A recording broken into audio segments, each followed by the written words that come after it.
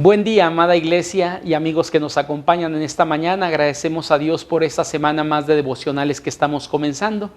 Y antes de entrar al devocional del día de hoy, te voy a invitar a agradecer a Dios por este día que nos permite, pero también poner nuestras vidas en sus manos para que Él hable a nuestras vidas por medio de su palabra, a través de su Espíritu Santo, y nos haga entender lo que Él quiere hacernos entender el día de hoy.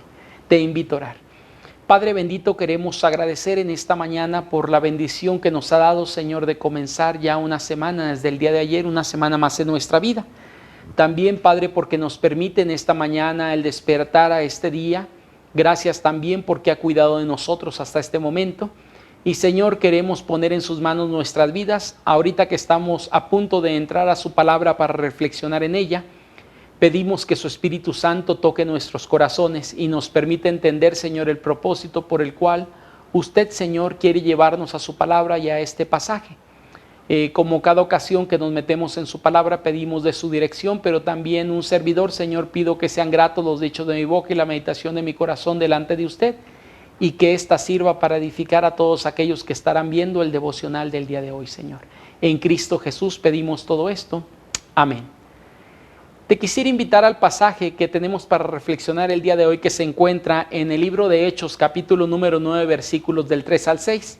La palabra de nuestro Dios dice de la siguiente manera, aparecerá por ahí en pantalla, dice la palabra de nuestro Dios así. Mas yendo por el camino, aconteció que al llegar cerca de Damasco, repentinamente le rodeó un resplandor de una luz del cielo, y cayendo en tierra, oyó una voz que le decía, Saulo, Saulo, ¿por qué me persigues? Y le dijo, ¿quién eres, Señor? Y le dijo, yo soy Jesús, a quien tú persigues. Dura cosa te es dar coces contra el aguijón. Él, temblando y temeroso, dijo, Señor, ¿qué quieres que yo haga? Y el Señor le dijo, levántate y entra en la ciudad, y se te dirá lo que debes de hacer. El devocional de esta mañana lleva por título Dios siempre gana, basado en este pasaje. Pero antes de ir al pasaje, quiero ir a ver algunas cuestiones que son naturales en la vida de todo ser humano. Y una de ellas es que la mayoría de la gente tenemos vidas que están en una lucha constante contra Dios. ¿Por qué digo esto? Porque la mayoría de los seres humanos siempre vamos en contra de lo que Dios ha establecido, y es nuestra forma de vivir la vida. Desde pequeños aprendimos a desafiar autoridades, cualquiera que ésta fuera, en particular nuestros padres cuando éramos pequeños, y poco a poco aprendimos a desafiar autoridades que teníamos, ya sea en la escuela, ya sea en el barrio en el que vivíamos, o ya sea en cualquier institución. Desafiamos autoridades en algún sentido que están establecidas. Cuando éramos pequeños, o si tienes a lo mejor hijos o hermanos pequeños, porque no sé quién esté viendo el devocional, pero puedo decirte algo. La mayoría de los niños de 1, 2, 3, 4 años o más han aprendido a desafiar la autoridad, han aprendido a desafiar las órdenes que los padres o los mayores dan sobre de ellos. Cuando tú dices a un niño no hagas esto, el niño por naturaleza intentará hacer lo contrario a lo que tú le has dicho que no debe de hacer. Esto es natural en la vida de ellos, pero no solamente en la vida de ellos, sino es natural también para muchos de nosotros, porque vamos en contra de lo que Dios ha establecido. Y este desafío que hacemos a la voz de Dios o a lo que Dios ha establecido tiene que ver con conciencia o inconsciencia en algunos momentos. ¿Qué quiero decir con esto? Algunas personas sabemos lo que Dios ha dicho, lo que Dios ha establecido, y aún a pesar de ello le decimos a Dios, yo sé que es así, pero yo lo voy a hacer de una manera diferente. Y estamos desafiando literalmente lo que Dios ha establecido. Conscientemente lo estamos haciendo. Pero hay otras personas que tal vez no lo hacen así, pero sin darse cuenta están obrando y actuando en dirección contraria a lo que Dios ha establecido en sus vidas, de tal forma que no lo están haciendo consciente, sino inconsciente. Al parecer, lo que encontramos en el pasaje, ahorita lo estaremos tocando, pero Pablo estaba haciendo esto de una forma inconsciente. Él creía que al perseguir a los creyentes del primer siglo, a los cristianos, aunque no se les llamaba cristianos todavía, pero los seguidores de Cristo, cuando él perseguía y encontraba a cada uno de ellos para matarle, para azotarle o para lastimarlo, él creía que estaba haciendo lo correcto, pero estaba haciendo a final de cuentas algo que Dios había establecido que no fuera así, y él estaba en contra de lo que Dios había establecido.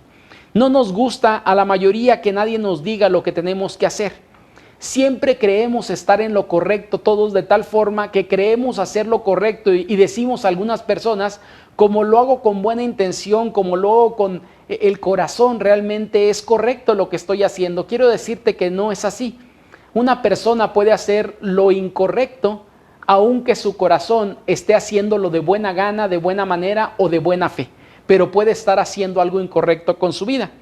Siempre que luchemos contra Dios, la llevamos de perder y debemos de ser conscientes de ello. Siempre perderemos la lucha y la batalla cuando estamos contra Dios.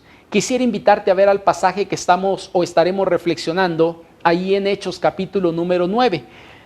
Pablo es conocido como el verdugo más grande de la iglesia naciente del libro de Hechos. Es decir, en ese momento, si podemos leer un poquito en los versículos anteriores a este, que es del verso 1 y verso 2, nos va a hacer notar que Pablo tenía una encomienda y él creía en ese momento que estaba haciendo lo correcto conforme a lo que le habían inculcado tanto la religión que él practicaba como los padres mismos de Pablo le habían inculcado ello, y él creía que hacía lo correcto buscando personas en el camino. Los del camino es el título que llevaban los cristianos antes de conocerse con el título de cristianos. Eran seguidores de Cristo o se les conocía como los del camino.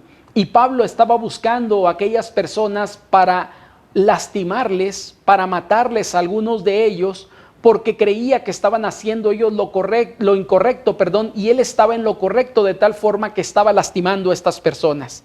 Él creía que hacía lo correcto. El pasaje nos muestra que Jesús tiene que ir al encuentro de Pablo para enfrentarle y en ese momento hacerle ver que lo que él estaba haciendo no era correcto. Lo que él estaba haciendo era intentar detener la obra que Dios había establecido y lo que Dios estaba empezando a hacer con la vida de aquellos primeros discípulos que tenía la iglesia en ese momento. Pablo tenía la responsabilidad o la posibilidad en ese momento de seguir luchando contra Dios o sumarse al enemigo como él entendía a Jesús y a sus seguidores. El pasaje nos dice por ahí lo siguiente, que cuando va en el camino, él cae en tierra, ve la luz que brilla y empieza a tener una plática en la cual es cuestionado por aquello que estaba haciendo en ese momento, que era perseguir, encerrar, lastimar y aún matar creyentes en aquel entonces. Y Pablo en ese momento tiene la posibilidad de luchar aún contra Jesucristo, o número 2, sujetarse y sumarse a su enemigo como él le consideraba. Dios tarde o temprano nos acorrala en algunos momentos y nos hace ser conscientes de nuestra condición, que estamos fuera de su voluntad, que estamos fuera de lo que él ha establecido para nuestras vidas, y Pablo es un ejemplo de ello. Pablo, Dios tiene que ir a su encuentro en ese camino a Damasco y le hace ver su realidad, que lo que él estaba intentando hacer era imposible y no tenía por qué seguirlo haciendo. Estaba en contra de la voluntad de Dios, aunque él creía que estaba en lo correcto. Solo que tenemos que recordar, amada persona, que tenemos todo para ganar cuando terminamos perdiendo delante de Dios. Pablo lo entiende en ese momento. Él sabía que la mejor forma de salir librado en ese momento no era aferrándose a lo que él creía, no era aferrándose a su pensamiento, no era aferrándose a su convicción, sino la mejor forma de ganar en ese momento era cediendo y decir: Señor, ¿qué quieres que yo haga? Y es la respuesta que encontramos de Pablo en ese momento. Pablo empieza a hacer algunas preguntas: ¿quién eres? Y la pregunta importante aquí es: ¿qué quieres que yo haga? En ese encuentro creo que Pablo está expresando lo que Dios busca de cada creyente, de cada hijo suyo, de cada persona en este mundo, que vayamos delante de Él o cuando nos encontremos con Él. La pregunta importante sería: ¿qué quieres que yo haga? Es decir, sujetar nuestra voluntad ante la voluntad de nuestro Dios. Pablo lo entiende y él sabe que es la mejor forma de ganar. ¿Sabes? Pablo en ese momento empieza una transformación de vida, porque después de ser un perseguidor de la iglesia, ahora es un discípulo de Cristo. En ese momento se convierte y comienza su caminar en Cristo. Amada persona, yo no sé si tú conoces de Cristo el día de hoy, pero si no conoces de Jesús y no has entablado una relación con Él, posiblemente tu vida está como la de Pablo en ese momento. Vas en contra de lo que Dios ha establecido y Dios te está acorralando y te está buscando y te ha encontrado, y hoy tú tienes la misma posibilidad que Pablo tenía en aquel entonces. O doblegas tu voluntad ante Él o intentas seguir haciendo tu voluntad, pero quiero decirte, sé consciente de que delante de Dios siempre perderemos. Él las lleva de ganar. Ahora, si tú eres creyente, los creyentes también intentamos desafiar la voluntad de nuestro Dios día tras día en algunos momentos, porque el señorío de Cristo no lo queremos aceptar como debería de ser en nuestra vida. Y estamos hoy en posibilidad de decir, Señor, ¿qué quieres que yo haga? He fallado, no estoy en lo correcto, no estoy haciendo tu voluntad, ¿qué quieres que yo haga? Hay algunas enseñanzas que el pasaje nos deja y quiero compartir contigo las 3 enseñanzas que podemos sacar de este pasaje. Enseñanza número 1. Nuestra voluntad la mayoría de las veces va en contra de lo que Dios quiere para nosotros. ¿Qué quiero decir con esto, amada persona? Que la mayoría de las personas en este mundo, sobre todo no creyentes, pero también el creyente, el que cree en Cristo, su voluntad en muchas ocasiones no es de acuerdo a la voluntad de Dios. Es decir, Dios ha pensado cosas para nosotros, ha establecido parámetros para nosotros, ha establecido un camino en el cual debemos de andar, pero muchas de las ocasiones mi voluntad va en contra de lo que Dios ha establecido, porque no es muy grato para muchos de nosotros sujetarnos a la voluntad de Dios, porque siempre que nos sujetamos a la voluntad de Dios, de alguna forma experimentamos quebranto en nuestras vidas. Hace algunos días hablábamos del propio Señor Jesucristo cuando Él le dice, esto es lo que me gustaría, pero no se haga mi voluntad, sino la tuya, le dice al Señor. Creo que esto debemos de entenderlo. En nuestro pensamiento humano, muchas de las ocasiones nuestra voluntad no empata con la voluntad de Dios. Segunda enseñanza que el pasaje nos manifiesta o nos muestra. Cuando nos enfrentamos con Dios, Él siempre ganará sin importar qué tanto hagamos. Déjame te pongo algunos ejemplos para ello.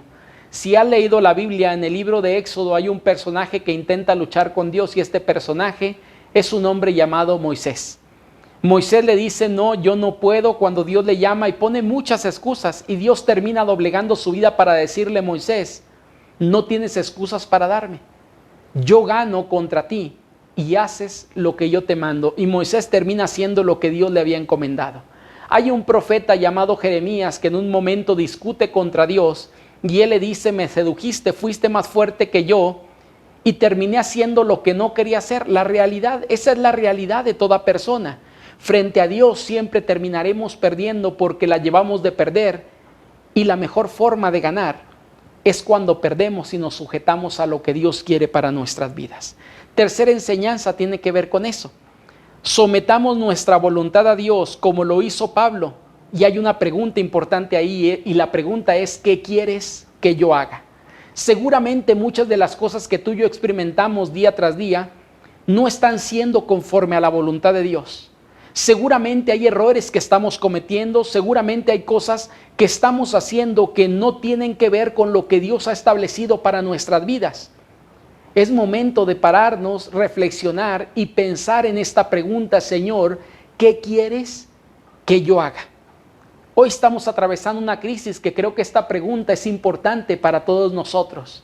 Señor, en este momento que has parado toda mi vida y está en una tranquilidad como tenía mucho tiempo que no había en mi vida, creo que es la condición de muchos. Señor, la pregunta que quiero hacerte es, ¿qué quieres que haga?